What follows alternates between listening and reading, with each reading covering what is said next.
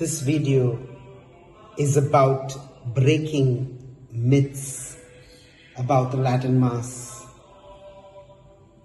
It is about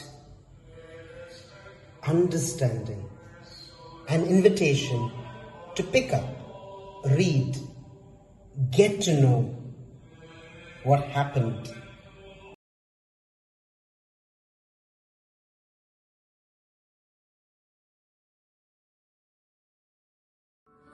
Hi, I'm here today to break down certain myths and invite you to pick up and read, as my channel says, Tole et Lege, on the facts and the myths of what we hear.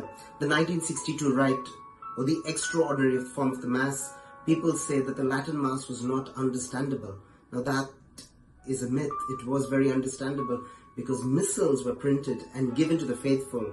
On one side you had Latin, and on the other side you had the vernacular, be it French, Spanish, English, so that you could understand what the priest was praying. So I'm here to tell you, pick up, look at the 1962 missals.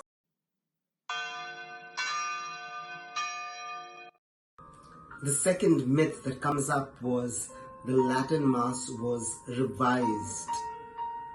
It's a very nice word to use, revised, but there are other words like edited, deleted, changed.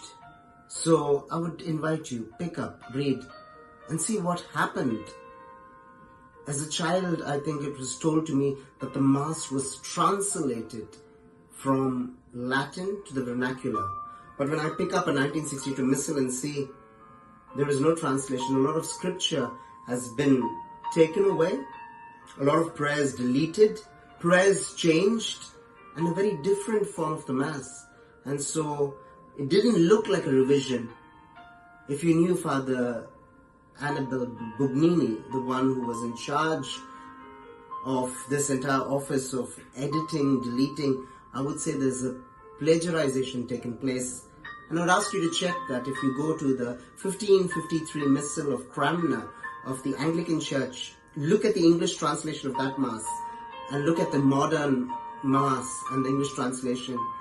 It seems to be so very similar. And so I invite you, again, pick up and read. And the Mass was revised? I don't think so. Pick up and read.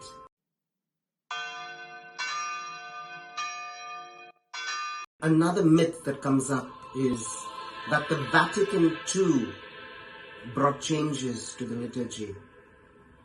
The document on liturgy is called Sacrosanctum Concilium.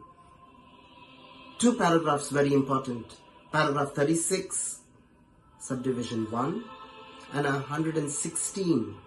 They both speak very clearly. 36 says the Latin language is to be preserved in the Latin Rite. Very clearly, a Vatican II document stating very clearly that Latin is to be preserved. Secondly, 116 says that the greatest contribution of the Church has been the Gregorian chants, and Gregorian chant should have a place of pride in the Church. It is a kind of an identity. It's something that the Church contributed to the world. In classical music, Gregorian chant has a separate place, and the Church music, when you speak of, is that greatest contribution to be preserved. In my life growing up, again I say, in South India, I hardly heard Gregorian. I heard a lot of Protestant hymns being sung. In simple words, I heard a lot of heretical hymns being sung, but never the authentic music of the Church.